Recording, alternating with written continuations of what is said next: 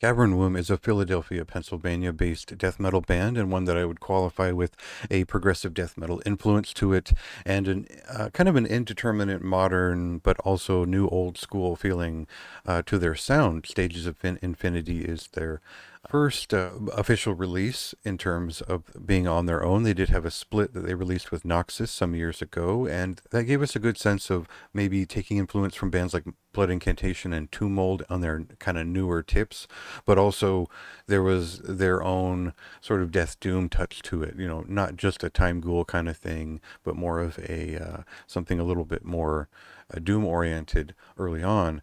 And now that sound has changed. It hasn't changed drastically, but they're picking up the pace. They're getting to their details quicker. It feels less like a beginner's touch and more like they're getting a sense of the rhythms that they want to create. So we'll get an example of that right here with the clip, and we'll kind of discuss what this record is all about.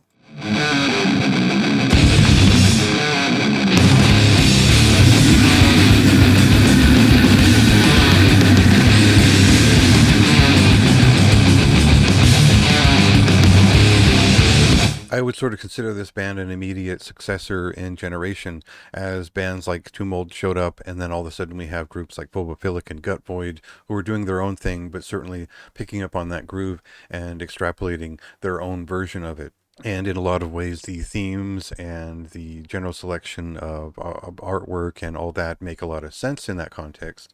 And we do get, I would say, a heavy influence from maybe Manner of Infinite Forms era Tomb Mold for a lot of the riffs here, the general grooves that they produce, and that's not all there is to it. There are some classic influences, be it Cynic or what else, but none of them are overtly and all that obvious in terms of worship or anything. They have their own dramatic fixation that they carry through these songs. They don't always arrive upon the point. The speed is not always all that satisfying, but there is a adventure in every song here. There is an experience that they've illustrated throughout that carries us through each song.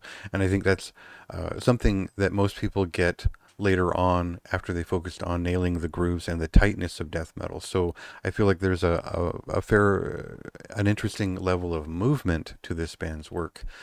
But they haven't quite mastered the statement yet, the tightly wound, quickly cut statement that death metal often needs to make its point. And I don't think that's so much a matter of taste, but a matter of developing their sound. So I think my main criticism here is that the action doesn't feel like it's moment to moment. It feels like it's minute to minute. They develop a couple of different threads here that certainly need expansion. I'd like to see what else they can do with this style, but with songs that are a little bit more tightly written, a little bit more engaging to the point that they make their point rather than just carry on as a kind of a trip.